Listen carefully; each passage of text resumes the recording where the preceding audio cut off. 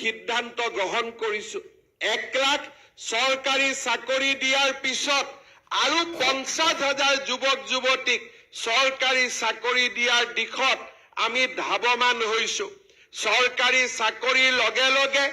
আত্মবিশ্বাসী এখন নতুন যুৱক সমাজ নিৰ্মাণৰ বাবে প্ৰতিগৰাকী যুৱকক 2 লাখ টকাৰ আৰ্থিক সাহায্য আগবঢ়াই তেওঁলোকক আত্মনিৰ্ভৰ একোজন উদ্যোগী ব্যৱসায়ী ৰূপে নিৰ্মাণ কৰিবলৈ মুখ্যমন্ত্ৰীৰ আত্মনিৰ্ভৰ অসম অভিযান আমি আৰম্ভ কৰিছো সিদ্ধান্ত গ্ৰহণ কৰিছো 1 লাখ চৰকাৰী চাকৰি দিয়াৰ পিছত আৰু 50,000 যুৱক যুৱতীক চৰকাৰী চাকৰি দিয়াৰ দিশত আমি ধাৱমান হৈছো চৰকাৰী চাকৰিৰ লগে লগে আত্মবিশ্বাসী এখন নতুন যুৱক সমাজ নিৰ্মাণৰ বাবে প্ৰতিগৰাকী যুৱকক